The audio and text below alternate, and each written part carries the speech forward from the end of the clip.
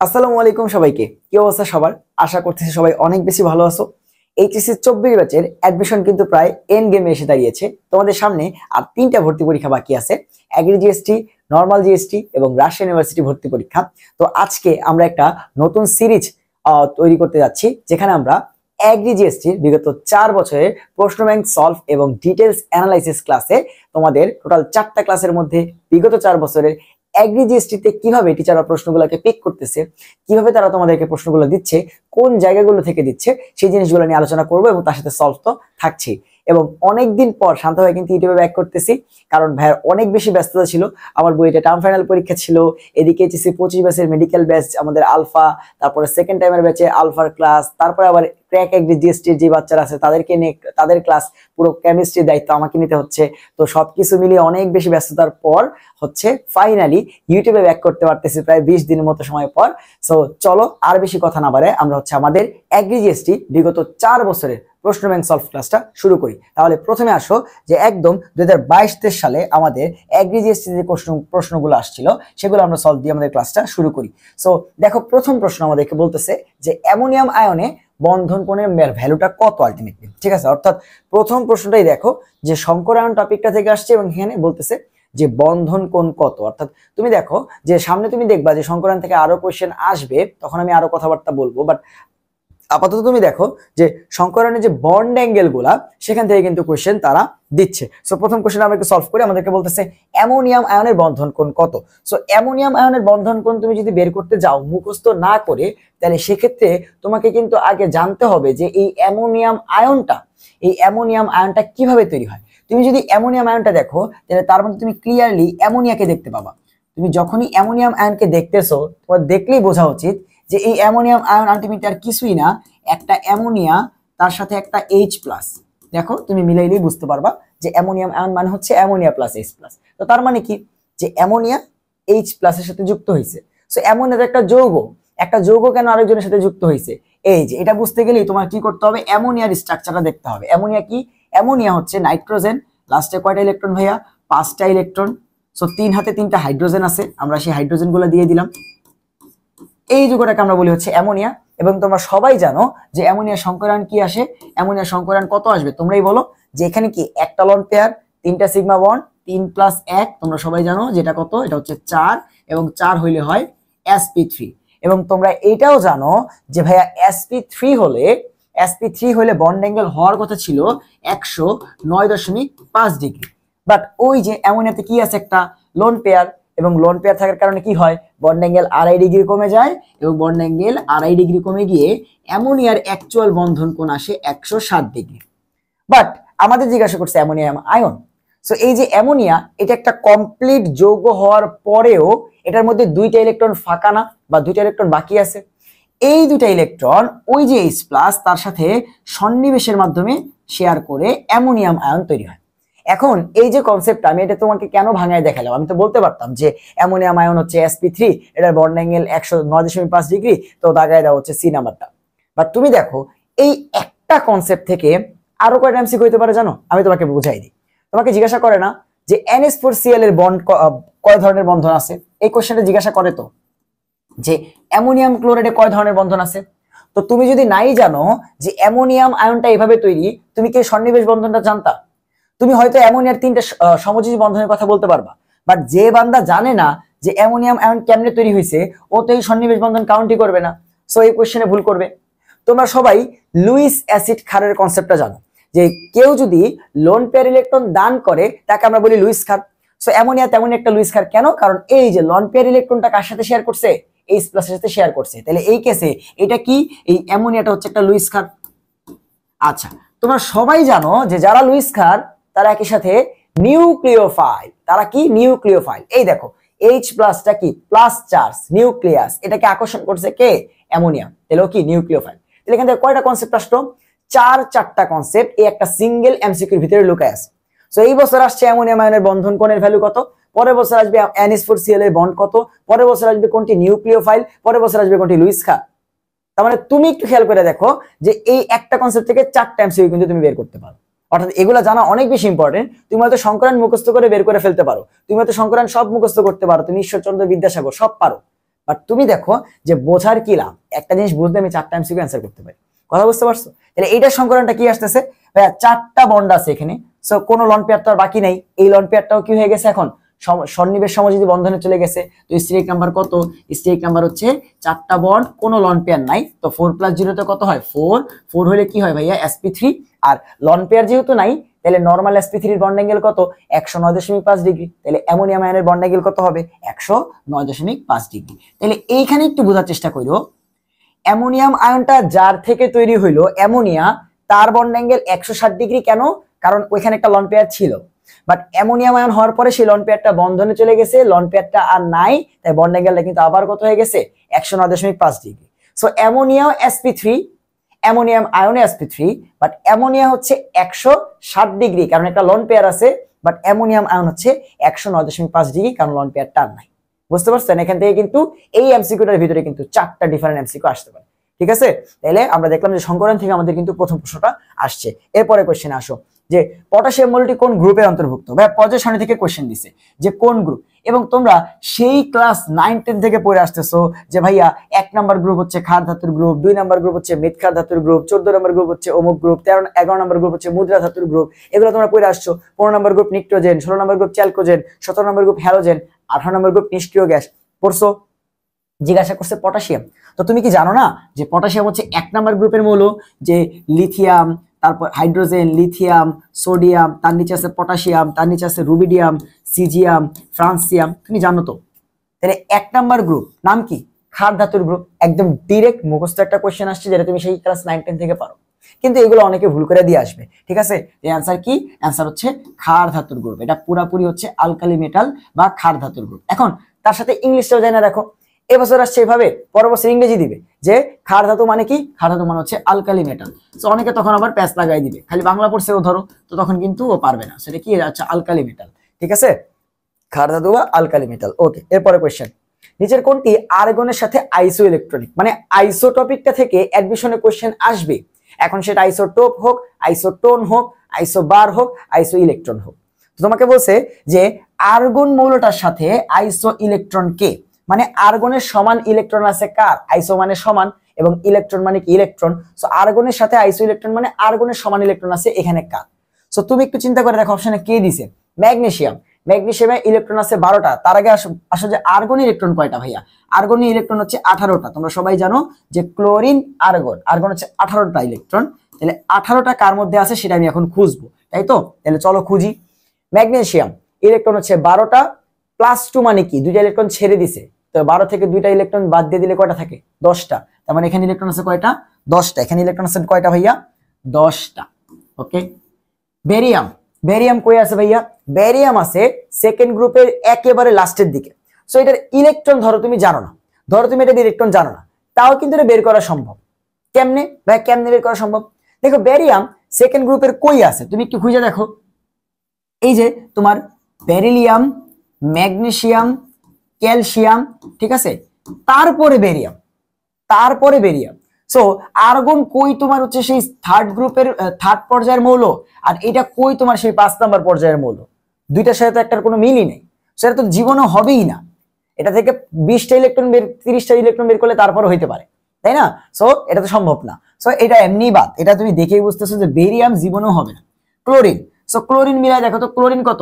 Chlorine হচ্ছে 17, কিন্তু এখানে কি হয়েছে? -1, মানে একটা ইলেকট্রন আরো নিচে। তাহলে 17 আর 1 কত? 18। এই যে আর্গনের আগের সদস্যটাই কি সুন্দর মতো এখানে দিয়ে রাখছে, ক্লোরিন মাইনাস। অনেক কঠিন একটা কোশ্চেন দিছে না? কঠিন কোশ্চেন দেয় না। তোমার যদি কনসেপ্ট জানা থাকে তুমি পারবা। অ্যাডমিশনে যার কনসেপ্ট ভালো সে কখনোই চান্স মিস করে না। সে একটা না একটা জায়গায় চান্স পায়। হয়তো সে বুয়েটে চান্স পাইলো না, কে ঢাকা ইউনিভার্সিটি চান্স পাবে। ঢাকা ইউনিভার্সিটিতে পাইলো না, সে কৃষিগুচ্ছে পাবে। কৃষিগুচ্ছে না পাক জিএসটিতে পাবে। জিএসটি না হোক রাজশাহী ইউনিভার্সিটি পাবে। সে চান্স পাবে। ঠিক আছে? বাট ওই যে যারা মুখস্থ বেস পড়াশোনা করে আসছে, ওদের যদি ভাগ্য অসীম লেভেলে, ইনফিনিটি লেভেলে ভালো না হয়, ওরা চান্স পাবে না। কথা বুঝতে পারছো? তাহলে অ্যান্সার কোনটা হচ্ছে? অ্যান্সার হচ্ছে এই যে ক্লোরিন। তাহলে এরপরে কোশ্চেন আমরা যাই। আচ্ছা, সমপরিমাণ 0.5 মোলার অ্যামোনিয়া এবং 0.5 মোলার NH4Cl এর দ্রবণ বা মিশ্রণের পিএইচ কত? বলে দিছে pKb = 4। আচ্ছা, তো এখানে দুইটা মিক্সচার আছে, তাই তো? এখানের মধ্যে কি আছে? একটা মিক্সচার আছে। সেই মিক্সচারের মধ্যে কি আছে? অ্যামোনিয়ার দ্রবণ। অ্যামোনিয়ার দ্রবণের নাম কি? অ্যামোনিয়াম হাইড্রোক্সাইড, অ্যামোনিয়া যখন পানির সাথে বিক্রিয়া করবে বা অ্যামোনিয়ার যে দ্রবণ তার নাম কি? Ammonium hydroxide. So ammonium hydroxide এর সাথে কি NH4Cl। তোমার কি দেখলে মনে না হয় না যে ভাই একটা দুর্বল ক্ষার এবং তার সাথে সেই দুর্বল ক্ষারের লবণ, এটা কি বাফারের একদম বেসিক কনসেপ্ট না? যে একটা দুর্বল ক্ষার এবং তার সাথে দুর্বলের লবণ, একটা দুর্বল অ্যাসিড এবং তার সাথে সেই দুর্বল অ্যাসিডেরই লবণ, এটাকে আমরা কি বলি? বাফার। তাহলে এখানে কি বাফার হয়েছে? ক্ষারীয় বাফার। এখানে কি আছে? NH4OH আর NH4Cl। তাহলে এখানে একটা বাফার আছে। সো বাফারের পিএইচ কি দিয়ে বের করতে হয়? হ্যান্ডারসন হেসেলবাগ সূত্র কি আমরা জানি যে POH, বাফারের POH, এটা যেহেতু ক্ষার তাহলে এক লাফে পিএইচ বের করতে পারবো না, আগে POH বের করতে হবে, তারপরে 14 থেকে মাইনাস করে পিএইচ বের করতে হবে, তাই না? তাহলে POH সমান সমান কত? PKB, যেহেতু এটা ক্ষার, প্লাস লগ উপরে হচ্ছে লবণ এর ঘনমাত্রা বা লবণের মোল, ঘনমাত্রা বসাইতে পারো, মোলও বসাইতে পারো, কোনো সমস্যা নাই। আর নিচে হচ্ছে ক্ষার, এটার ঘনমাত্রা বা মোল। সো তোমাকে বলছে যে দুইটার ঘনমাত্রা সেম, তাহলে লবণ এবং ক্ষার দুইটার ঘনমাত্রা যদি সেম হয় তাহলে লবণ আর ক্ষারের ঘনমাত্রা সেম হলে কাটাকাটি। সো লগ 1 ভ্যালু কত? 0। তার মানে এই পুরো পার্টটা, এই যে লগের পরের যে পার্টটা আছে পুরো পার্টটা কত আসলো? 0 আসলো। তাহলে পুরো পার্টটাই বাদ। POH সমান সমান কত আসতেছে? POH সমান সমান সিম্পলি PKB বলে দিছে, PKB 4। তাহলে POH সমান সমান কত? 4। POH সমান সমান কত? 4 আসলো ফাইনালি, তাই তো? সো আমাকে বলছে কি বের করতে? পিএইচ না POH? PH। তাহলে POH যদি 4 হয় পিএইচ কত? 10, কারণ দুইটা মিলে কত? 14 হবে না? PH plus POH is equals two 14, তুমি জানো। তাহলে এটা যদি 4 হয় তাহলে এটা অবশ্যই কত? 10। তাহলে অ্যানসার কত? অ্যানসার হচ্ছে 10। অ্যানসার কত? অ্যানসার হচ্ছে 10।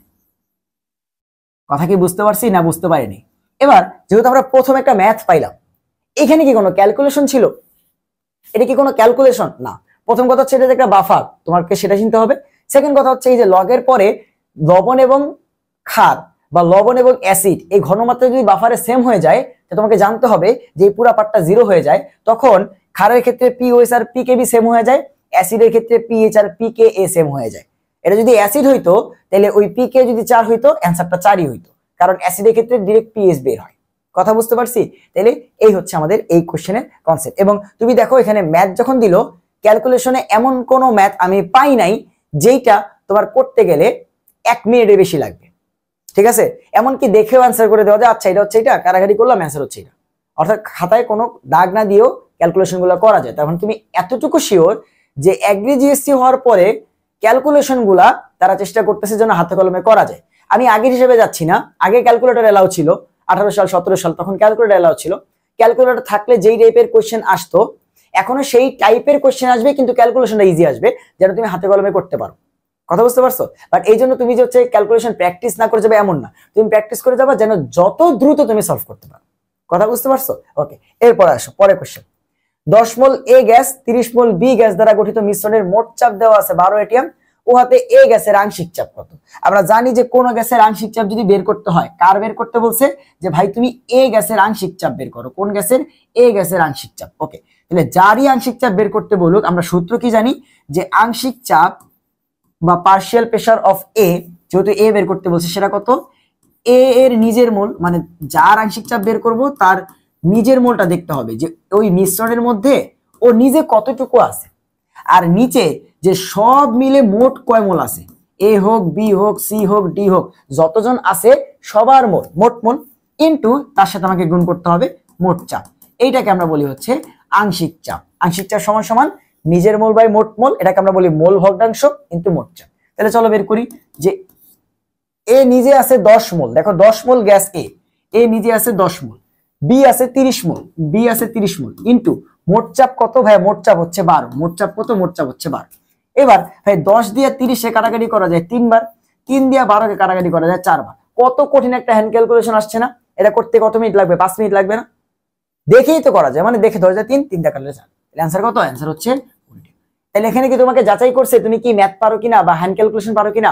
তোমাকে যাচাই করছে তুমি আংশিক চাপের সূত্রটা জানো কিনা, তুমি আংশিক চাপের কনসেপ্টটা জানো কিনা, এতটুকুই যাচাই করছে, আর কিছুই না। ঠিক আছে? এবং আংশিক চাপ থেকে কিন্তু প্রায় কোশ্চেন আসে। আংশিক চাপ, পিএইচ, কেপিকেসি, কেএসপি, কেপি, যেসব কি কনসেপ্ট গুলো তুমি পড়ে আসছো সেই এইচএসসি থেকে, এগুলা থেকে কিন্তু এগ্রিতে ভালো লেভেলের কোশ্চেন আসে। ঠিক আছে? তাহলে অ্যান্সার কোনটা? অ্যান্সার হচ্ছে 4। সিম্পল একটা ম্যাথ ছিল, এটার কি করবো বলো? অ্যান্সার হচ্ছে 4। ঠিক আছে, ওকে নেক্সট কোশ্চেন। একটি জলীয় দ্রবণের পিএইচ 10। আচ্ছা, এই যে বলতে না বলতে আবার পিএইচ থেকে কোশ্চেন দিয়ে দিচ্ছি। ঠিক আছে, সো পিএইচ তুমি দেখো প্রত্যেকটা চ্যাপ্টারে কিছু কি কনসেপ্টের ম্যাথ ছিল।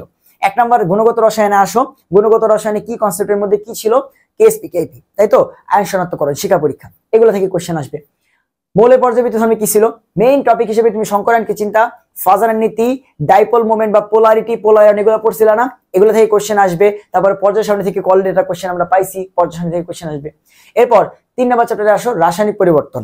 রাসায়নিক পরিবর্তনে কি আছে ভাই, রাসায়নিক পরিবর্তন আছে কেপিকেসি পিএইচ, কেপিকেসি পিএইচ থেকে অলরেডি কোশ্চেন, তুমি পিএইচটা পাই গেছো অলরেডি 2 বার, বাফার থেকে কোশ্চেন পাই গেছো, সামনে দেখবা কেপিকেসি থেকে কোশ্চেন আছে, আয়সা বইসা আছে, কথা বুঝতে পারছো। এরপরে আসো কর্মমুখী রসায়ন, কর্মমুখী রসায়ন থেকে বিগত 3-4 বছর মাত্র একটা কোশ্চেন আসছে, এর হিসাবে আমি বাদ দিলাম। পরিবেশ রসায়ন, আংশিক চাপ থেকে অলরেডি কোশ্চেন আসছে। এরপর তুমি দেখবে আর কি কনসেপ্ট ছিল তোমার, বয়েলের সূত্র, চার্লসের সূত্র, পিভিজি গ্যাস পেনাল্টি, সিআরএমএস, শক্তি, তো তুমি দেখবা ওইসব কনসেপ্ট থেকে কোশ্চেন এসে বসে আছে। ঠিক আছে, যে সিআরএমএস, শক্তি, এসব থেকে দেখবা কোশ্চেন দিয়ে দিছে। এরপর কি আছে, জৈব যৌগ। হ্যাঁ, জৈব যৌগ থেকে এমন একটা কোশ্চেন এখানে পাই নাই যেটা করা যাবে না, যে 5টা বিক্রিয়া মিলে একটা কোশ্চেন দিয়ে দিছে, এমন কিছুই না। ডিরেক্ট বইয়ের লাইন তুলে দিছে যে কোনটা হেটারোসাইক্লিক যৌগ, যেগুলো মেডিকেলে আসা কোশ্চেন। তারপরে কি আছে, পরিমাণগত রসায়ন। পরিমাণগত রসায়ন থেকে কি আসতে পারে, ওই জারণ বিজারণ রিলেটেড একটা ম্যাথ দিবে, বা আসলে যদি ওই যে তোমার টাইট্রেশন সম্পর্কিত একটা পিএইচ থেকে একটা কোশ্চেন দিয়ে দিতে পারে।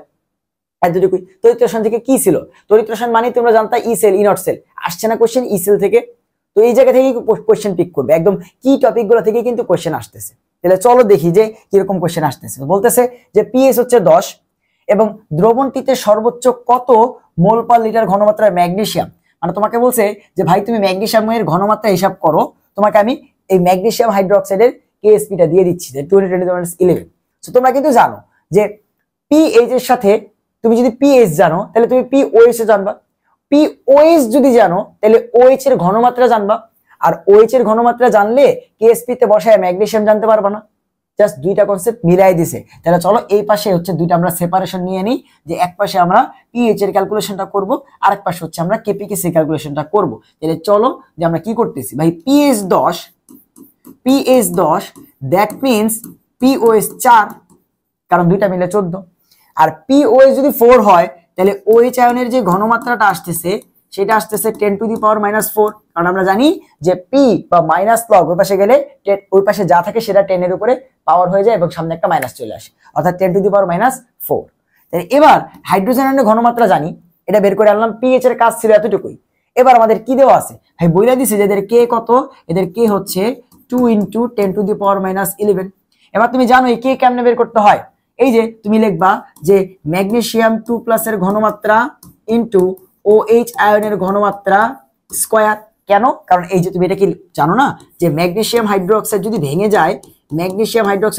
যায়, তাহলে সেখান থেকে কি তৈরি হয়, ম্যাগনেসিয়াম 2+ আর 2টা OH মাইনাস। তাহলে তুমি যদি এটাকে S ধরো, এটাকে ধরবা S, এটাকে ধরবা 2S, তো আমি এত S টেস্ট ধরলাম না, আমি থার্ড ব্র্যাকেট দিয়ে দিলাম।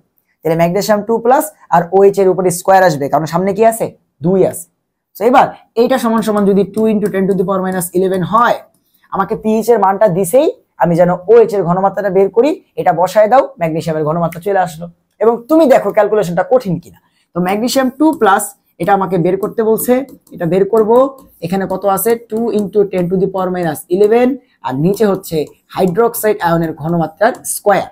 তো বসায় দাও 2 × 10⁻11, হাইড্রোক্সাইড আয়নের ঘনমাত্রা 10⁻⁴, সেটাকে স্কয়ার করলে কত হবে, 10⁻8, 4 দুগুণে 8, তাহলে 10⁻8।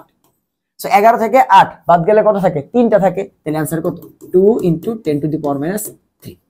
অনেক কঠিন একটা ক্যালকুলেশন দিছে ভাই, ক্যালকুলেটর লাগবে না, না লাগবে না, ঠিক আছে। সো এমন ক্যালকুলেশন দিবে যেটা খুব সহজেই করতে পারবা। তোমাকে যাচাই করলো যে তুমি পিএইচ থেকে, পিওএইচ এর কনসেপ্ট থেকে হাইড্রোক্সাইড এর ঘনমাত্রা বের করতে পারো কিনা, এন্ড দেন সিম্পলি তুমি কেএসপি তে বসায়া একটার ঘনমাত্রা দিয়ে আরেকটার ঘনমাত্রা বের করতে পারো কিনা, এতটুকু। কথা বুঝতে পারছো? অথবা দেখো কোশ্চেনটা এমনি উল্টে দিতে পারতো যে ম্যাগনেসিয়ামের ঘনমাত্রা দিয়ে দিল, তোমার বললো কেএসপি বের করো, এটা বের করতে বলতে পারতো, এতটুকুই তো, মানে এইভাবে পেঁচাবে কোশ্চেনগুলো। কথা বুঝতে পারছো? বাট দেখো তোমার কি কনসেপ্ট থেকে কোশ্চেন আসবে, আমি তোমাকে বারবার একটা কথা বোঝানোর চেষ্টা করতেছি, কেমিস্ট্রিতে কোশ্চেন কি কনসেপ্ট থেকেই আসবে, বাকি সাবজেক্টগুলোর সেম দশাই। অর্থাৎ তুমি যদি খালি জাস্ট কনসিস্টেন্টলি এই 25 থেকে 30টা দিন অলরেডি আছে, তোমার কাছে এখনো 25টা দিন আছে, তুমি এই 25টা দিনে কি কনসেপ্ট গুলো পড়ে যাও, তুমি টিকে যাওয়া, যদি তোমার কনসেপ্টটা ভালো থাকে, তোমার প্রিপারেশনটা যদি ভালো থাকে, তোমার অনেক বেশি পড়া লাগবে না, তুমি ডিফারেন্সিয়েশন থেকে পড়ো, চরম মানগুলা পড়ো, তারপর হচ্ছে চেইন রুল দিয়ে যে ডিফারেন্সিয়েশন গুলো আমরা করি, ঠিক আছে, লম্ব বিক্ষেপ কিভাবে বের করতেছি, তারপরে তোমার স্পর্শকের ঢাল কিভাবে নির্ণয় করতেছি, এই জিনিসগুলো পড়ো। খুবই বেসিক টাইপ থেকে কোশ্চেন গুলো আসবে যেগুলো তুমি খুবই কমনলি চিনো, ঠিক আছে। তাহলে অ্যান্সার কোনটা আসতেছে? 2 × 10⁻³ কই আছে? এই যে 1 নাম্বার অপশনে আছে, ঠিক আছে। ওকে, এরপরে কোশ্চেন, কোনটি K2CrO4 দ্রবণে হলুদ পদক্ষেপ দেয়? ডিরেক্ট একটা মুখস্থ কোশ্চেন যে নিচের কোনটা K2Cr, এবং এটা এমন না যে এই কোশ্চেনটা, ধরো এই কোশ্চেনটা আমাদের, ধরো তুমি কেউ যদি হাজারি স্যারের বই পড়ে থাকো, সেখানে এই কোশ্চেনটা তুমি পাবা না যে নিচের কোনটা K2CrO দ্রবণে হলুদ পদক্ষেপ দেয়। এই K2CrO4 যেটা, এই K2CrO4 যেটার কনসেপ্টটা হচ্ছে এরকম যে এইটার ক্রোমেট আয়নটার কারণে মেইনলি কালারটা আসে হলুদ। এই যে ক্রোমেট যে আয়নটা আছে না, CrO4 2- দুইটা পটাশিয়াম বাদ দিলে এটা 2- হবে, এইটার কারণে হলুদ কালার পদক্ষেপটা আসে এবং এইটা লেডের সাথে বিক্রিয়া দেয়। এন্ড এই কোশ্চেনটা আমি যখন 22 সালে পড়াশোনা করছি আমি তখন পাইছি, এক জায়গায় না 2-3 জায়গায় পাইছি, প্রশ্ন ব্যাংক সলভ করতে গিয়ে আমি 2-3 জায়গায় পাইছি। তখন আমি এমনি মনে রেখে দিয়েছি, আচ্ছা ঠিক আছে, এটা যদি একটা মুখস্থ বেস কোশ্চেন এবং অলরেডি 2-3 জায়গায় আসছে, তার মানে নেক্সট টাইম আসতে পারে। সো ওই বছরই কিন্তু এগ্রিতে আসছে, আমি কিন্তু এগ্রিতে পরীক্ষা দিয়ে নেই, আমি অলরেডি বইটা চান্স পেয়ে গেছি। বাট পড়াশোনা যখন করছি তখন কিন্তু আমি এই কোশ্চেন দেখছিলাম যে K2CrO4 এ হলুদ পদক্ষেপ দেয় লেড, ঠিক আছে। এন্ড এইটা আমাদের কোন টিচারের বইতেও আছে, ঠিক আছে, হাজারি স্যারের বইতে নাই, বাট কবির স্যার নাহলে গুহ স্যার কারো একটা বইতে আছে, ঠিক আছে, আয়ন শনাক্তকরণ টপিকটাতে আছে। তাহলে অ্যান্সার কোনটা? অ্যান্সার হচ্ছে লেড। সো এই টাইপের কোশ্চেন যেগুলো হচ্ছে তোমার ইউনিক একটা কোশ্চেন, তুমি দেখতেছো যে ভাই আমার তো কনসেপ্টের মধ্যে পড়ে নাই, মুখস্থ কোশ্চেন, তুমি দেখবা সেটা গত বছর বা 2 বছর আগে কোনো না কোনো ভার্সিটি অ্যাডমিশনে আসছে। সেই জন্য তো আমরা বলি যে তুমি এগ্রি পরীক্ষা দিবা, তার মানে শুধুমাত্র এগ্রি কোশ্চেন ব্যাংক সলভ করবে এরকম না, তুমি এগ্রি কোশ্চেন ব্যাংক সলভ করবা, এবছর তোমাদের বাও কোশ্চেন ব্যাংক তোমার হচ্ছে কোশ্চেন করবে, তো বাউয়ের কোশ্চেন ব্যাংকটা একটু দেখবা যে টিচাররা কিরকম কোশ্চেন পড়বে, ঠিক আছে। এন্ড বাউ নিয়ে চিন্তা করার কিছু নাই, বাউ নিয়েও ভাইয়া কিন্তু এরকম ডিটেলস অ্যানালাইসিস এবং সলভ ক্লাস দিচ্ছি, আগে এগ্রিটা করে নেই, তারপর বাউ দিব, তারপরে যারা রাজশাহী ইউনিভার্সিটির আছে তারপরে রাজশাহী ইউনিভার্সিটিটা দিব, ঠিক আছে। এন্ড তারপরে জিএসটি এবং রাজশাহীটা একসাথে দিব। সো আগে এগ্রি, তারপরে বাউ, তারপরে রাজশাহী আর জিএসটি। সো তুমি একটু দেখো যে এই টাইপের কোশ্চেনগুলোর জন্য আমরা কি বলি, যে তুমি এগ্রি দিচ্ছ তার মানে তুমি এগ্রি কোশ্চেন ব্যাংক সলভ করবা, এবছর বাউ কোশ্চেন করতেছে তার মানে বাউ কোশ্চেন ব্যাংক একটু দেখবা, কিসের জন্য, যে টিচাররা কেমন কোশ্চেন করে বাউয়ের। এরপর তুমি জিএসটি এর কোশ্চেন ব্যাংক দেখবা। আর তুমি যেই ভার্সিটিতে পরীক্ষা দাও তোমাদের বেশিরভাগের কাছে 90% মানুষের কাছে উদ্ভাসের ভার্সিটি কোশ্চেন ব্যাংকটা থাকে, এটার মতো মাস্টার কোশ্চেন ব্যাংক আর একটাও নেই বাজারে, ঠিক আছে। এটা অসাধারণ একটা কোশ্চেন ব্যাংক। এই কোশ্চেন ব্যাংকটা আমরা বলি যে তুমি যে কোনো জায়গায় পরীক্ষা দাও তোমাকে এটা করতে হবে, যেই ভার্সিটিতে পরীক্ষা দাও এই কোশ্চেন ব্যাংকটা করে যাবা। কথা বুঝতে পারছো? তাহলে অ্যান্সার কোনটা? এটা মুখস্থ বেস কোশ্চেন, অ্যান্সার হচ্ছে লেড, ঠিক আছে। এরপরে আসো ই নট অফ অ্যানোড, এটা নিয়ে অনেক পেজ আছে, অনেকে বলে অ্যান্সার নাই এইটা সেটা, ভাই এটা কিছুই বলে নাই, তোমাকে অ্যানোডের ই নট সেলটা দেওয়া আছে, ক্যাথোডের ই নট সেলটা দেওয়া আছে, ঠিক আছে। অনেকে বলে কোশ্চেন ইনকমপ্লিট না, তো অ্যান্সার আছে, ই নট ক্যাথোড দেওয়া আছে, ই নট অ্যানোড দেওয়া আছে। সিম্পলি তোমাকে দেখছি তুমি সূত্রটা পারো কিনা, কারণ ই নট অ্যানোড ক্যাথোডের অনেক সূত্র পড়ে থাকে। আমরা কি জানি, আমাকে বলছে ই সেল বের করতে, সো আমরা জানি যে ই নট সেল কিভাবে বের করতে হয়, E nought of anode plus E nought of cathode, simply দুইটার যোগফল। আমার তো কমপ্লেক্স চিন্তা করা দরকার নেই, কমপ্লেক্স চিন্তা করব কখন, যে ভাই এটা কি জারণ বিভব না বিজারণ বিভব, এটা কি জারণ বিভব না বিজারণ বিভব, নাকি দুইটাই জারণ নাকি দুইটাই বিজারণ, আমি তো জানি না। তারপর আমার কাছে কি মাথায় আসবে যে ই নট অ্যানোড দেওয়া আছে ক্যাথোড দেওয়া আছে, আমি তো জানি দুটাকে যোগ করলে কি পাওয়া যায়, ই সেল পাওয়া যায়। আমাকে তো সেটাই করে দিয়ে আসতে হবে, এখানে তো গভীর চিন্তা করে তো লাভ নাই যে এটা জারণ এটা বিজারণ, এটা বিজারণ এটা জারণ। তুমি যদি এটা দুইটাকে জারণ ধরো তাহলে এখানে অ্যান্সার আসবে একটা, তুমি যদি দুইটাকে বিজারণ ধরো অ্যান্সার আসবে আরেকটা, তুমি যদি এইটাকে জারণ এটাকে বিজারণ ধরো তাইলে অ্যান্সার আসবে একটা, তুমি যদি এইটাকে বিজারণ এটাকে জারণ ধরো তাইলে অ্যান্সার আসবে একটা। বাট দরকারই তো নাই, আমি সব জায়গায় দেখলাম কোশ্চেন ব্যাংক সলভে এগুলো করে দেওয়া আছে যে এটার অ্যান্সার নাকি নাই। ভাই দুইটা জাস্ট সিম্পলি যোগফল চাইছে, তাহলে ই নট অ্যানোড আর ক্যাথোড যোগ করলে কত আসতেছে, ই নট অ্যানোড দেওয়া আছে -0.76 আর ক্যাথোড দেওয়া আছে +0.80, তাহলে অ্যান্সার কত আসতেছে +0.04 ভোল্ট। শেষ, অ্যান্সার তো আছে, এটা অপশন, সমস্যা কি? তাহলে অ্যান্সার হচ্ছে +0.04। তো হইতে পারে এই কোশ্চেনটা দিয়েছে তোমাকে কনফিউজ করার জন্য, আবার হইতে পারে ভুলও আসতে পারে, ঠিক আছে। বাট যেহেতু তোমাকে অ্যান্সার আছে, এই লজিক আমার অ্যান্সার আছে, তো সমস্যা কি? অ্যান্সার হচ্ছে +0.04, ঠিক আছে। ওকে, এরপরে কোশ্চেন আসো, একই তাপমাত্রায় আরএমএস বেগের সঠিক ক্রম কোনটি? আচ্ছা, সো একই তাপমাত্রা মানে কি, তাপমাত্রা সব সেম। তো সি এর আরএমএস এর সূত্রটা আমরা কি জানি, আমরা জানি সি আরএমএস = √3RT/m। সো এখানে তাপমাত্রা কিন্তু কনসিডারেশনে আসতেছে না, যেহেতু সবগুলো তাপমাত্রা সেম। তাহলে এখানে একটা জিনিসই আছে, সেটা হচ্ছে ভর। তাহলে সিআরএমএস এর সাথে ভরের সম্পর্ক কি উল্টা, যার ভর বেশি তার বেগ কম, বা সিআরএমএস কম, যার ভর কম তার বেগ বেশি। তো তোমাকে বলছে এখানে গ্রেটার দেন, মানে কোনটার বেশি কোনটার কম। সো আমরা জানি কি যে যার ভর কম তার সিআরএমএস এর মানটা বেশি। তাহলে আমরা দেখবো যে কোনটায় ভরের কম থেকে আস্তে আস্তে বাড়ছে। তাহলে চলো ভর দেখা শুরু করি। তো এখানে আছে কে কে, হাইড্রোজেন, নাইট্রোজেন, কার্বন ডাইঅক্সাইড। তো হাইড্রোজেন কত, H2 মানে কত 2, নাইট্রোজেন কত 28, কার্বন ডাইঅক্সাইড কত 44। এই তো প্রথমটাতে অ্যান্সার পেয়ে গেছি যে 2, তারপরে এর থেকে একটু বেশি 28, তারপরে এর থেকে বেশি 44। তাহলে এইখানে কি হবে, তোমার সিআরএমএস বেগের ক্রমটা ঠিকঠাক দেওয়া আছে। ওর ভর কম তার মানে ওর সব থেকে বেশি, তারপরে ও, তারপরে ও। ঠিক আছে, আর বাকিগুলো তাহলে ভুল আছে। ঠিক আছে, তাহলে এই হচ্ছে আমাদের অ্যান্সার। এর এটা কোথা থেকে আসলো, দেখো এই বছর ভর থেকে দিল, পরের বছর দেখা যাবে বলবে যে একই ভরের, বা ধরো ভরকে তোমার হচ্ছে কনসিডারেশন নিল না, বললো তাপমাত্রার সাথে সিআরএমএস সম্পর্ক কেমন, সমানুপাতিক, বর্গমূলের সমানুপাতিক, বর্গমূলের ব্যস্তানুপাতিক, এরকম কোশ্চেন কিন্তু দিয়ে দিতে পারে। ঠিক আছে, ওকে ফাইন। এরপর আসো, কোনটি ডাইপোল মোমেন্ট শূন্য। আচ্ছা, সো ডাইপোল মোমেন্ট যেহেতু খুবই ভাস্ট একটা কনসেপ্ট, অনেক বড় একটা কনসেপ্ট, সো সেখানে যদি আমি হচ্ছে ডাইভ করি তাহলে অনেকক্ষণ সময় লাগবে ডাইপোল মোমেন্ট বুঝাইতে। বাট এইখানে এই অপশনে যেই মানে যেই এমসিকিউ গুলো দেওয়া আছে বা যে অপশন গুলো দেওয়া আছে, এগুলা ডাইপোল মোমেন্ট হিসাব করতে যাই, এখানে যে কনসেপ্টটা ইউজ আমি সেটা তোমাকে বোঝাই। যে ধরো একটা কেন্দ্রীয় মূল্য আছে এ, ঠিক আছে, কেন্দ্রীয় মূল্য আছে এ, এবং ধরো কেন্দ্রীয় মূল্যটা কার্বনই, যেহেতু বেশিরভাগ টাইমে কার্বন দিয়ে আসে, আমি কার্বনই ধরি। ধরো কার্বন, তো কার্বনের লাস্ট ইলেকট্রন আছে ধরো 4টা, এবং 4 হাতেই 4টা সেম জিনিস আছে। 4 হাতেই ধরো 4টা সেম জিনিস আছে, 4 হাতেই ধরো 4টা সেম জিনিস আছে। তাহলে নো ম্যাটার হোয়াট, যে এই এটাকে, এটা ডাইপোল মোমেন্ট শূন্য। ধরো CCl4, ভাই ডাইপোল মোমেন্ট শূন্য।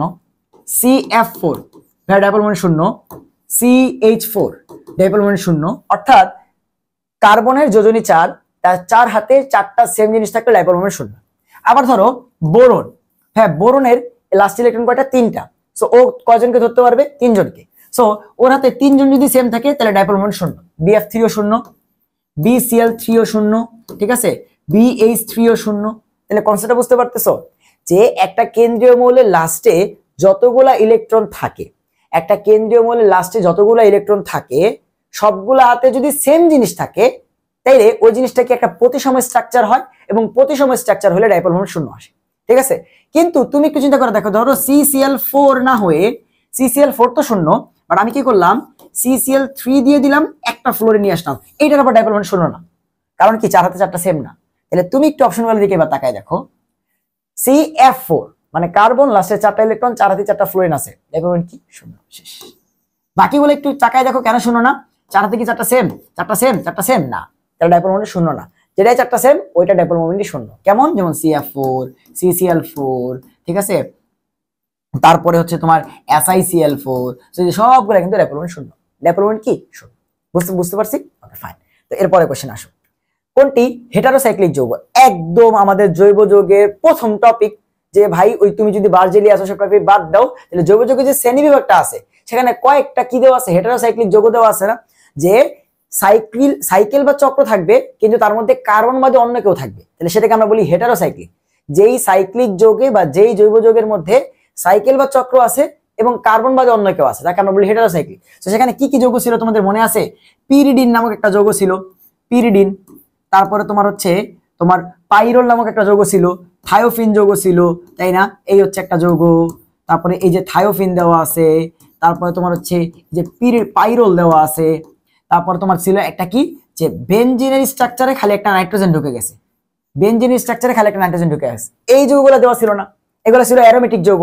আর একটা অ্যালিফেটিক যৌগ দেওয়া ছিল, একটা অ্যালিফেটিক যৌগ দেওয়া ছিল, সেটা হচ্ছে ইথিলিন অক্সাইড। মনে পড়ছে তোমাদের, এই যৌগগুলো থেকেই কিন্তু এই হেটারোসাইক্লিকের প্রশ্নগুলো আসে। এন্ড তুমি অপশনে দেখো এখানে কি দেওয়া আছে, এই যে পিরিডিন সাইপিয়ান নামটা দেওয়া আছে। বাকি নাইট্রোবেনজিন বলো, ভাই এটা কি, বেনজিনের উপরে নাইট্রো আছে, বাট বেনজিনের 6টা কার্বন তো ঠিক আছে। ন্যাপথালিন, ন্যাপথালিন কি, জাস্ট 2টা বেনজিন চক্র একসাথে আছে, এই একটা এই একটা, বাট এখানে সবগুলোই কি কার্বন।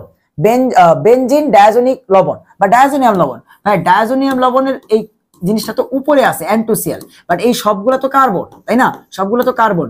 তো এই চক্রের মধ্যে তো আর কার্বন বাদে অন্য কেউ নাই, সেগুলো সব কি সাইক্লিক। বাট এই যে এইগুলা থেকেই দেখবা হেটারোসাইক্লিক আসবে। একটা সিম্পল কনসেপ্ট, মাত্র 5টা যৌগ দেওয়া আছে, এই 5টা থেকে কয়েকশো এমসিকিউ, তুমি জাস্ট হিসাব করে দেখো যে বিগত বছরগুলোতে মেডিকেল, বুয়েট কোন জায়গায় আসে না, এই কোশ্চেন কোন জায়গায় আসে না। সেসব যদি না পারো, এসব সহজ কোশ্চেন যদি না পারো, তাহলে তো চান্স হবে না, খুবই সহজ। ওকে, এরপর আসো 300 কেলভিন তাপমাত্রায় 2A থেকে 3B একটা বিক্রিয়ার কেসি বের করতে বলছে, কেপি দেওয়া আছে। সো কেপি দিয়ে যদি কেসি বের করতে বলে, আমাদের একটা জিনিস লাগে, সেটা হচ্ছে তাপমাত্রা, সেটাও দেওয়া আছে। আমরা জানি যে KP is equals to KC into RT to the power del n। আচ্ছা, সো del n কেমনে বের করতে হয়? উৎপাদ কয় মোল আছে মাইনাস বিক্রিয়ক কয় মোল আছে। সো উৎপাদ আছে 3, বিক্রিয়ক আছে 2, 3 মাইনাস 2 করলে আসবে 1।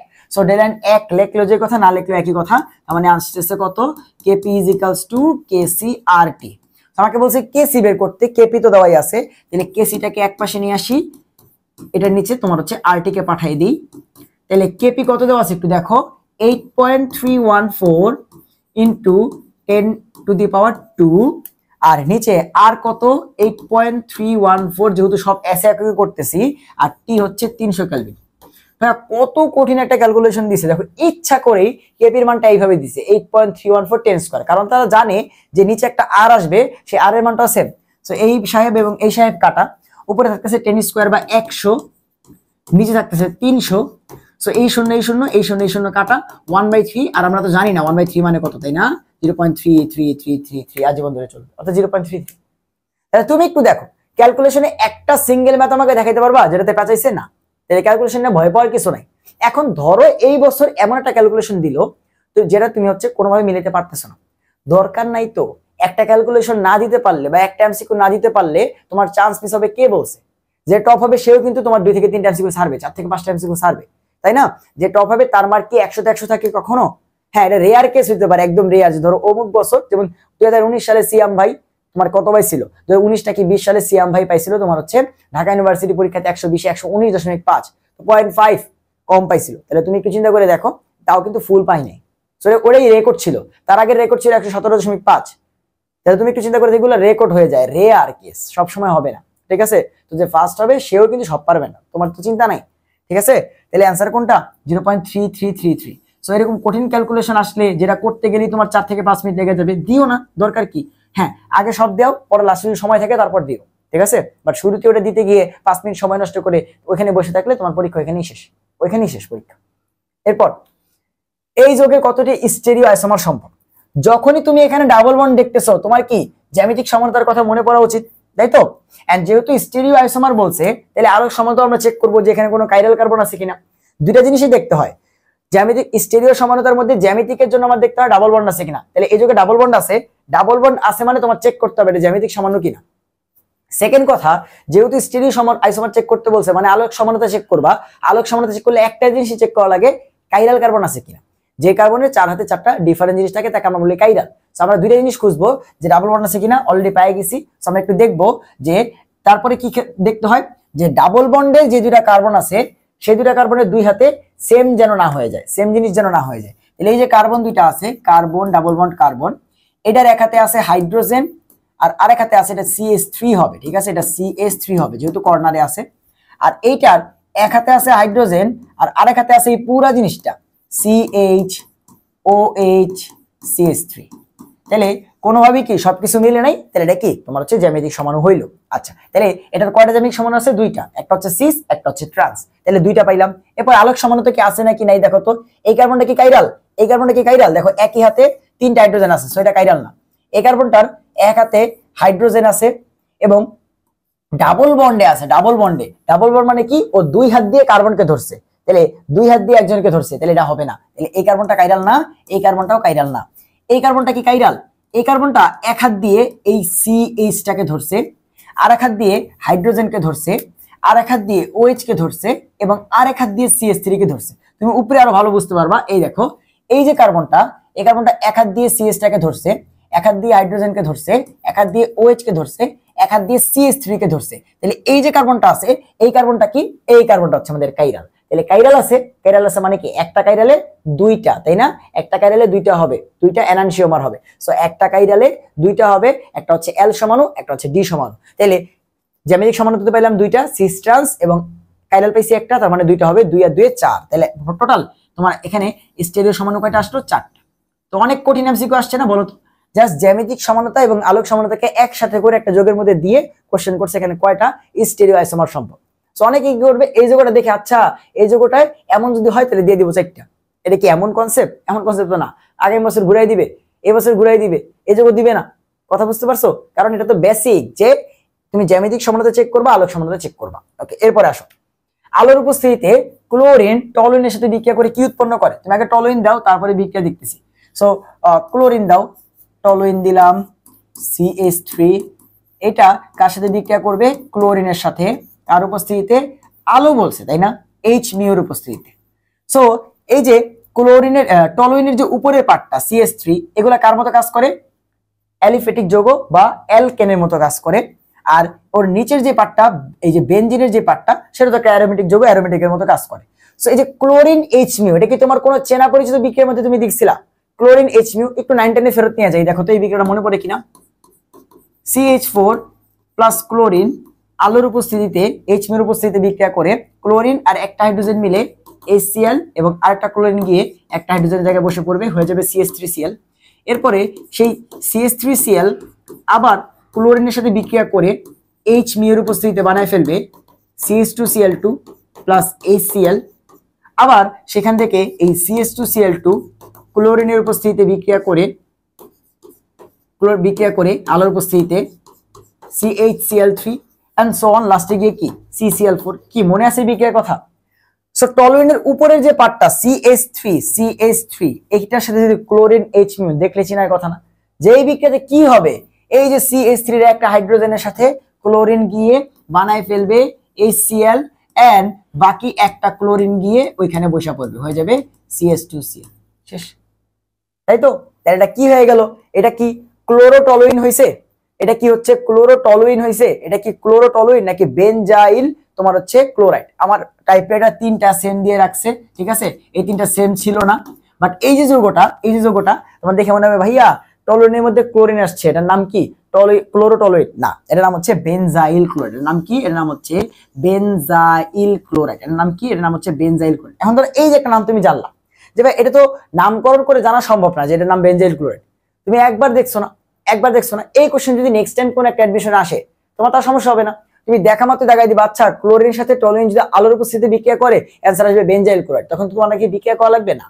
এই যে এই কাহিনীটা বাসায় করবা, এই প্র্যাকটিসটা বাসায় করবা, পরীক্ষা হলে দেখা মাত্র অ্যান্সার দেখাবা যে আচ্ছা এটা করলেই এইটা অ্যান্সার হয়েছে, আমি তো অলরেডি করে আসছি, ঠিক আছে? সো এই হচ্ছে কথা। এরপরে আসো, কোনটি সবথেকে সুস্থির? আচ্ছা কি দেওয়া আছে অপশনে? সবই তো অ্যালকিন দেওয়া আছে। আচ্ছা সো কনসেপ্টটা কি দেখো, সবই যদি অ্যালকিন হয়, এখানে দুই টাইপের এমসিকিউ আসতে পারে। একটা হচ্ছে আগে এটা পড়ায় আনি এই কোশ্চেনের বাইরে, যদি এরকম হয় যে বলে অ্যালকেন, অ্যালকিন এবং অ্যালকাইনের মধ্যে কোনটা বেশি তোমার হচ্ছে সুস্থির, ঠিক আছে? অ্যালকেন, অ্যালকিন ও অ্যালকাইন, যদি এই তিনজনের মধ্যে বলে কোনটা বেশি সুস্থির, তাহলে অ্যালকেন হবে সব থেকে বেশি সুস্থির। কেন? কারণ অ্যালকেন কি বিক্রিয়া করে? বিক্রিয়া করে না, প্যারাফিন। তারপরে হবে অ্যালকাইন এবং তারপরে হবে অ্যালকিন, অর্থাৎ ও কিন্তু এই তিনজনের মধ্যে সব থেকে বেশি সক্রিয়। এই তিনজনের মধ্যে সব থেকে বেশি সক্রিয় কে? সব থেকে বেশি সক্রিয় হচ্ছে অ্যালকিন বা ডাবল বন্ড। বাট তোমাকে সেই প্রশ্ন জিজ্ঞাসা করে নাই, তোমাকে জিজ্ঞাসা করছে এখানে 4টা অ্যালকিন দিছি, তুমি আমাকে বলো এই 4টা অ্যালকিনের মধ্যে কোনটা বেশি সক্রিয়। সো এই টাইপের এমসিকিউ যদি আসে, কনসেপ্ট হচ্ছে এরকম যে ডাবল বন্ড যুক্ত যে দুটা কার্বন থাকবে তাদের দুই হাতে যত বেশি পরিমাণে আর থাকবে তত বেশি সক্রিয়, যত বেশি পরিমাণে আর থাকবে তত বেশি সক্রিয়। এটা কার নীতি? সাইজেফের নীতি। দেখো কনসেপ্ট হচ্ছে এরকম যে ডাবল বন্ডের যে দুটা কার্বন আছে তাদের দুই হাতে সব থেকে বেশি আর, মানে কি ওদের তো দুই হাত শেষ আর আছেই দুই হাত, সেই দুই হাতে যদি দুইটা আর থাকে তাহলে এরা সব থেকে বেশি সক্রিয়। এখন তো যদি এরকম হয় ভাইয়া, কারণ ডাবল বন্ড ধরেন একটার দুই হাতে আর আছে আর একটা দুই হাতে হাইড্রোজেন আছে, তাহলে এইটার থেকে আগেরটা বেশি সক্রিয়, কেন? সুস্থির। কেন? কারণ দুইটা আর আছে। আর মানে কি? ইলেকট্রন দাতা। ওরা কি করতেছে? এই কার্বনটাকে ইলেকট্রন সাপ্লাই দিয়ে ওর সক্রিয়তা একটু হলেও কমাইতেছে, কিন্তু হাইড্রোজেন তো কমাইতেছে না। কথা বুঝতে পারছো? তাহলে যত বেশি আর থাকবে তত বেশি সুস্থির, যত বেশি আর থাকবে তত বেশি সুস্থির। তাহলে অপশনে চেক করো যে কোনটা ডাবল বন্ডে সব থেকে বেশি আর আছে। সো এই যে ডাবল বন্ডে দুটা কার্বন, এটার এক হাতে হাইড্রোজেন এক হাতে হাইড্রোজেন। এই যে ডাবল বন্ডে দুটা কার্বন, এটার এক হাতে হাইড্রোজেন এক হাতে হাইড্রোজেন। এই যে ডাবল বন্ডে দুটা কার্বন, এটার এক হাতে দুইটা হাইড্রোজেন এক হাতে একটা হাইড্রোজেন। এই যে ডাবল বন্ডে দুটা কার্বন, এটার এই হাতে দুইটা আর CH3 দুইটা, এই হাতে দুইটা আর, CH3 দুইটা, কি দেখে বুঝতে পারছো কোনটা অপশন? এই হচ্ছে আমাদের আনসার। ও হচ্ছে সবথেকে বেশি সুস্থির, কারণ ওর সাথে কি আছে? আর আছে। আর কি করবে? আর কি করবে? আর হচ্ছে ওই পাশ থেকে ইলেকট্রন ডোনেট করবে। কথা কি বুঝতে পারছো? ক্লিয়ার? এরপর আসো, প্রতি 10 ডিগ্রি সেলসিয়াস তাপমাত্রা বৃদ্ধিতে কোন একটা বিক্রিয়ার হার ডাবল হয়, অর্থাৎ 10 ডিগ্রি সেলসিয়াস বাড়াইলে বিক্রিয়ার হারটা দ্বিগুণ বৃদ্ধি পায়। যদি বিক্রিয়াটি তাপমাত্রা 110 ডিগ্রি সেলসিয়াস থেকে 150 ডিগ্রি সেলসিয়াসে যায়, তাহলে বিক্রিয়ার হার কত গুণ বৃদ্ধি পাবে? এই ম্যাথটা তো মুখে মুখেই করা যায়। কেমনে? দেখো, তোমাকে একটা জিনিস বলে দিছে যে 10 ডিগ্রি করে বাড়াইলে বিক্রিয়া 2 গুণ হবে, ঠিক আছে?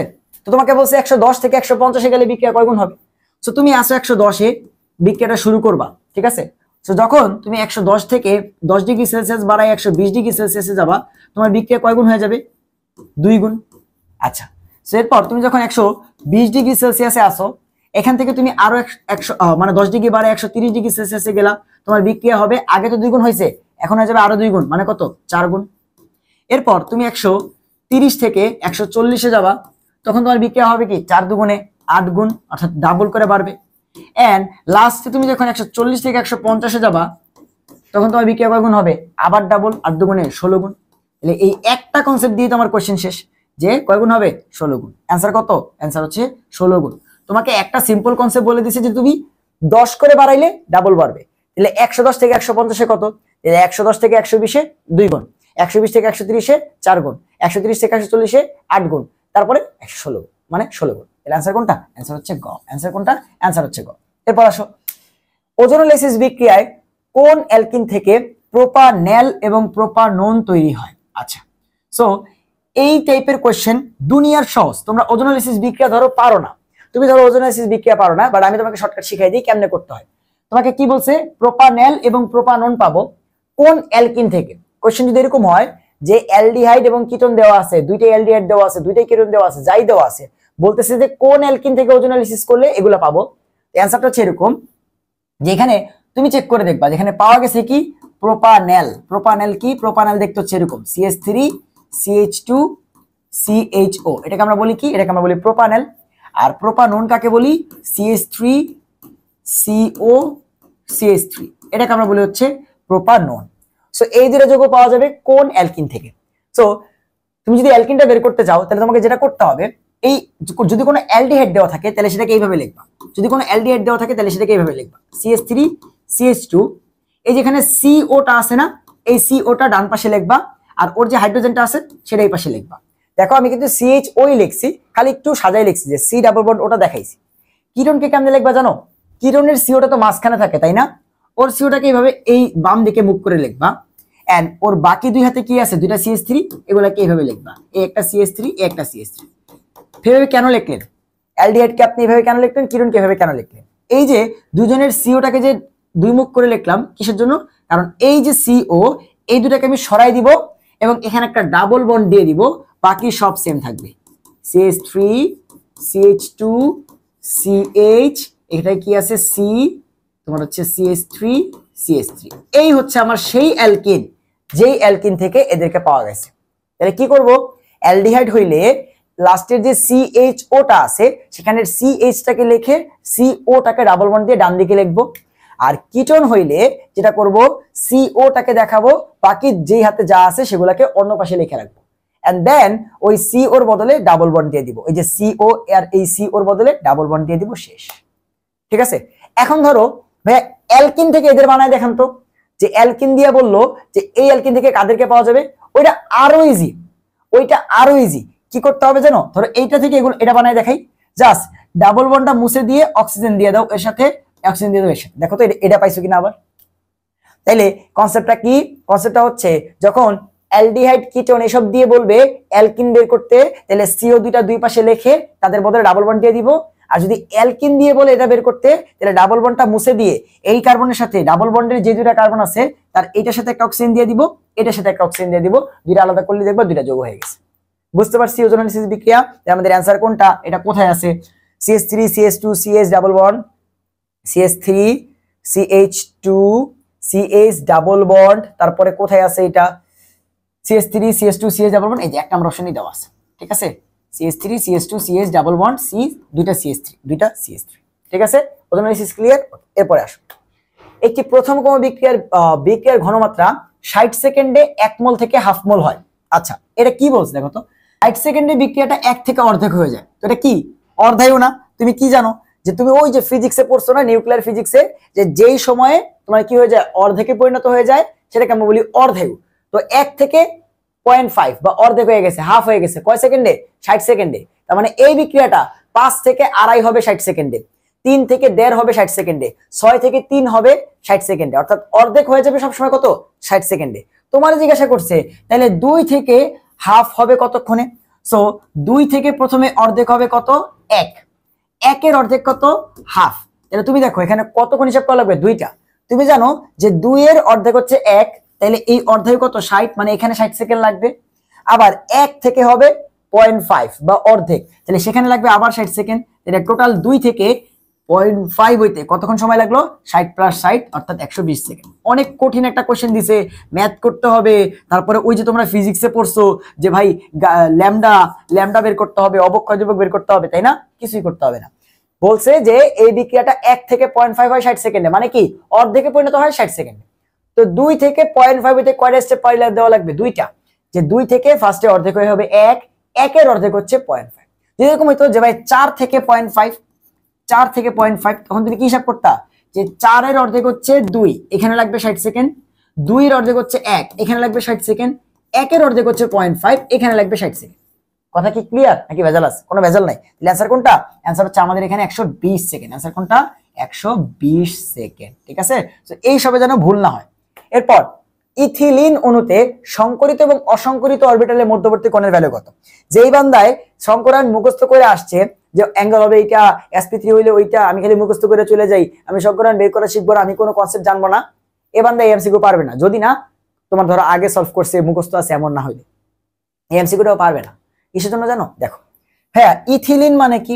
ইথিলিন মানে হচ্ছে আমাদের ইথাইন যেটা আছে না, CH3 এই যৌগটাকে আমরা বলি হচ্ছে ইথিলিন বা তোমার হচ্ছে অ্যাসিটিলিন। এটাকে আমরা কি বলি? ইথিলিন বা অ্যাসিটিলিন। সো এই যে ইথিলিন বা অ্যাসিটিলিন যেটা আছে, এখানে মেইনলি কি হয়? এখানে মেইনলি তুমি দেখো যে কার্বন এবং কার্বনের মাঝখানে প্রথমত এক হাত দিয়ে একটা কার্বনকে ধরে, এবং এই হাতে একটা হাইড্রোজেন আছে, এবং এই হাতে একটা হাইড্রোজেন আছে, বাকি দুইটা কি পাই বন্ড না? আমরা কি জানি সামনাসামনি হয় সিগমা বন্ড, আর পাই বন্ড হয় পাশাপাশি। তাহলে এই যে ধরো এরকম অরবিটাল আমি আঁকলাম, এটার এই একটা পি অরবিটাল এবং এই একটা পি অরবিটাল, এটারও ক্ষেত্রে এই একটা পি অরবিটাল দুইটা লোক এবং এই একটা পি অরবিটাল দুইটা লোক। তাহলে যে এইটা এটার মাঝখানে কি হবে? একটা পাই বন্ড, এবং এইটা এটার মাঝখানে কি হবে? একটা পাই বন্ড। তোমাদের সবার জানা উচিত যে পাই বন্ড কখনো কি করে না? সংকরণে অংশগ্রহণ করে না। পাই বন্ড কি করে না? কখনো সংকরণে অংশগ্রহণ করে না। পাই বন্ড কখনো সংকরণে অংশগ্রহণ করে না। তাহলে এখানে তোমরা কিন্তু জানো ইথাইন যেটা সংকরণ কি? sp। কেন? কারণ ওই যে একটা s আর একটা p মিলে সংকরণে অংশগ্রহণ করছে। এই যে এই কার্বন আর কার্বনের মাঝখানে একটা বন্ড এখানে, এবং এই যে কার্বন আর হাইড্রোজেনের মাঝখানে এখানে, এই দুটা মিলে বন্ধন গঠন করছে sp। আর বাকি যে দুইটা p আছে p2, এরা কিন্তু পাই বন্ডে অংশগ্রহণ করছে। এরা কি? এরা পাই বন্ডে অংশগ্রহণ করছে। তো তুমি জানার কথা যে ভাই sp তে বন্ড অ্যাঙ্গেল হয় 180 ডিগ্রি, মানে এক বরাবর থাকে, আর পাই বন্ড হয় লম্বালম্বী। তাহলে এই sp বা সরল রেখার উপরে পাই বন্ডটা লম্বালম্বী আছে। তাহলে এই যে সংকরিত কি? sp টা হচ্ছে সংকরিত, sp টা হচ্ছে সংকরিত, আর এই পাই বন্ড গুলা হচ্ছে লম্বালম্বী, অসংকরিত, ওরা সংকরণের মধ্যে নাই। তাহলে সংকরিত sp আর অসংকরিত পাই বন্ড, এটার মাঝখানে বন্ড অ্যাঙ্গেল কত ডিগ্রি? এটার উপরে এটা লম্বালম্বী আছে, বন্ড অ্যাঙ্গেল কি 90 ডিগ্রি না? তাহলে অ্যানসার এটাই জিজ্ঞাসা করছে যে ইথিলিনে সংকরিত আর অসংকরিত অরবিটালের মাঝখানে বন্ড অ্যাঙ্গেলের ভ্যালু কত বা অ্যাঙ্গেলের মান কত? অ্যাঙ্গেল হচ্ছে 90 ডিগ্রি। তাহলে অ্যানসার কত? অ্যানসার হচ্ছে 90 ডিগ্রি। অ্যানসার কি? অ্যানসার হচ্ছে 90 ডিগ্রি। অনেক কঠিন এমসিকিউ জিজ্ঞাসা করছে, অনেক কঠিন, পারবো না, তাই না? আচ্ছা, এরপর আসো, CH3 CH2 CH2Cl plus sodium plus ডাইথার, এই বিক্রিয়াতে কি হবে? ভাই সেই ক্লাস 9-10 থেকে উডস বিক্রিয়া পড়ে আসতেছো, ঠিক আছে? এবং এটা আমাদের লাস্ট কোয়েশ্চেন 22-23 সালে। সো আমরা এই কোয়েশ্চেনটা সলভ করে এই ক্লাসে শেষ করব। এরপরে ক্লাসে আমরা পরের বছরের কোয়েশ্চেন করব, এবং যেহেতু ফার্স্ট ক্লাস তাই পুরো ডিটেইলসের কথাবার্তা বলছি। প্রত্যেকটা প্রশ্নে আমি হচ্ছে তোমার টাইম নিছি, সলভ করতে সময় নিছি, তোমাদের বিভিন্ন কথাবার্তা বলছি অনেক সঙ্গে, কারণ অনেকেই জিনিসগুলো বোঝো না, ঠিক আছে? ঠাড়ায় মুখস্থ করে সলভ করো, কনসেপ্টের ভেতরে ডেপথ থেকে বুঝতে হবে। একটা কোশ্চেন সলভ করতেছো, কি কি কনসেপ্ট আছে 4-5 থেকে নিয়ে আসো। আমি একটা এমসিকিউ সলভ করতেছি, সেই এমসিকিউর কনসেপ্টটা কি সেটা বুঝে তারপরে এমসিকিউটা সলভ করো। ওই এমসিকিউটা সলভ করা তোমার টার্গেট না, তোমার টার্গেট ওই এমসিকিউ সলভ করার মাধ্যমে ওই কনসেপ্টটা বোঝা। যেন ওই কনসেপ্ট থেকে আর 50টা এমসিকিউ আসলে তুমি পারো। ঠিক আছে, সেটা বোঝানোর চেষ্টা করলাম যে কেমনে কনসেপ্ট ধরতে হয়। ঠিক আছে, এন্ড টিচাররা কেমন কোশ্চেন করতেছে, হ্যান্ড ক্যালকুলেশন অনেক বেশি পেঁচাইতেছে না, টিচাররা প্রশ্নের ভিতর থেকে কোশ্চেন করতেছে। শঙ্করানের ভিতর থেকে 2টা কোশ্চেন আসছে, বাফারের ভিতর থেকে কোশ্চেন আসতেছে, তারপরে কেপিকেসি আর পিস মিলায় ভিতর থেকে কোশ্চেন দিচ্ছে। কথা বুঝতে পারছো? সেরকম কোশ্চেন কিন্তু আসবে। সো বলছে এই বিক্রিয়ায় ড্রাই থার, ভাই যখনই তুমি ড্রাই থার দেখছো তারপরে আরএক্স দেখলা, এই যে এই আরএক্স দেওয়া আছে, সোডিয়াম দেওয়া আছে, তখন কি তোমার ইসের কথা মনে পড়ে না, উডস বিক্রিয়ার কথা মনে পড়ে না? যে উডস বিক্রিয়াতে কি হয়, উডস বিক্রিয়াতে আমরা আরএক্স এর সাথে 2টা সোডিয়াম এবং আরেকটা আরএক্স এর বিক্রিয়া দেই, এবং সেখান থেকে কি হয়, আমাদের 2টা সোডিয়াম এই 2টা এক্স কে নিয়ে যায়, বানায় ফেলে 2NaX, আর এই আর আর আর পরস্পরকে ধরে ফেলে। সো আমাদের এখানে একটা আর মেনশন করা আছে, দ্যাট মিন্স অন্য আরটাও এরকমই দেখতে, মানে সেম। তাহলে জিনিসটা কিরকম, যে একটা CH3 CH2 CH2 Cl, তার সাথে 2টা সোডিয়াম প্লাস আরেকটা same CH3 CH2 CH2 Cl। তাহলে কি হবে, 2টা সোডিয়াম এই 2টা Cl কে নিয়ে যাবে, এন্ড এই যে 3 কার্বনের CH3 CH2 CH2 আর ওই যে CH3 CH2 CH2, ওই 3টা একসাথে যুক্ত হয়ে যাবে, যুক্ত হয়ে কি হয়ে যাবে, CH3 CH2 CH2, এটার সাথে ওই পাশে CH2 CH2 CH3 যুক্ত হয়ে যাবে। অর্থাৎ এই যে এই 3টা এবং এই 3টা, দেখো 2টা আর কিন্তু পরস্পর যুক্ত হয়ে গেল। এই বিক্রিয়াকে আমরা কি বলি, উডস বিক্রিয়া, যেখানে কি হয় কার্বন সংখ্যা বেড়ে যায়। বিক্রিয়া নিয়েছিলাম 3 কার্বনের অ্যালকাইল হ্যালাইড, হয়ে গেছে 6 কার্বনের তোমার হচ্ছে অ্যালকেন, এবং আমরা জানি উডস বিক্রিয়াতে কি তৈরি হয়, অ্যালকেন তৈরি হয়। কি ইউজ হয়, ড্রাই ইথার ইউজ হয়। অনেকগুলো কোশ্চেন এখান থেকে আসতে পারে। ঠিক আছে, সো এর কি হলো, 6 কার্বনের অ্যালকেন নাম কি, হেক্সেন। অনেক কঠিন একটা কোশ্চেন করছে ভাই, পারাই যাবে না, তাই না? এখন এই বিক্রিয়া না করে আমি অ্যান্সার করতে পারতাম, হ্যাঁ যেহেতু এখানে 3 কার্বনের একটা আর দিছে, তাহলে 3 কার্বনের আর আর 3 কার্বনের আর মিলে কি হয়ে যাবে, 6 কার্বনের আর, আর 6 কার্বনের আর মানে কি, 6 কার্বনের অ্যালকেন, 6 কার্বনের অ্যালকেনের নাম হেক্সেন। আমি তো জানি উডস বিক্রিয়াতে কি তৈরি হয়, অ্যালকেন তৈরি হয়। তো এখানে তোমার হচ্ছে হেক্সিন, এটা তো হবেই না, প্রোপিন এটা তো হবেই না, অ্যান্সার হবে হয় প্রোপেন নাহলে হেক্সেন। সো আমরা জানি যে তোমার উডস বিক্রিয়াতে কি হয়, সেম কার্বনের তোমার 2টা যুক্ত হয়ে যায়। তাহলে 3 কার্বন দেওয়া আছে আর 3 কার্বন যুক্ত হয়ে 6 কার্বন হয়ে যাবে। তাহলে প্রোপেন তো হচ্ছে না, কারণ প্রোপেনে 3 কার্বন, এটাতে 6 কার্বন, তাহলে একটাই অ্যান্সার আছে, এই হচ্ছে এটা। বিক্রিয়া তো করাও লাগে না। তাহলে এই হচ্ছে আমাদের এগ্রি 2022-23 সালে যে কোশ্চেন ব্যাংক সলভ এবং অ্যানালিসিস ক্লাস। তো তোমাদের সাথে দেখা হবে নেক্সট ক্লাসে, যেখানে আমরা তার আগের বছরের যে কোশ্চেনগুলো আছে সেগুলো সলভ করব। সেই পর্যন্ত সবাই ভালো থাকো, সুস্থ থাকো এবং পড়াশোনা করতে থাকো, গ্যাপ দিও না। এমন যেন না হয় যে এগ্রি পরীক্ষার পরে অনেক সময় তোমার লাইফে আছে, তুমি পুরা বেকার বসে আসো, কোথাও চান্স পাও নাই, তখন তুমি আফসোস করতেছো যে আমি যদি ওই 2টা দিন পড়তাম, এখন তাহলে এই যে এত ফ্রি সময়, এখনো তো চিল করতে পারতাম। আমি ওই দিন সময় যদি পড়তাম, তাহলে হয়তো পরীক্ষাতে আমি 5টা মার্ক বেশি পাইতাম, বা আমি হয়তো ওই চ্যাপ্টারে ভুলটা করতাম না, বা আমার হয়তো 2 মার্কের জন্য চান্সটা মিস যাইতো। ঠিক আছে, তো এমন আফসোস যেন না হয়। তাহলে সবাই সেই জিনিসটা মাথায় রাখো, ঠিকঠাক মতো পড়াশোনা করো। রমজান চলতেছে, আল্লাহ তাআলার কাছে চাও, যারা এখনো চান্স পানো কোথায়, আল্লাহ তাআলার কাছে চাও, উনি মিলাই দিবে ইনশাআল্লাহ। তাহলে তোমাদের সাথে দেখা হবে পরবর্তী ভিডিওতে। সেই পর্যন্ত সবাই ভালো থাকো, সুস্থ থাকো, আল্লাহ হাফেজ।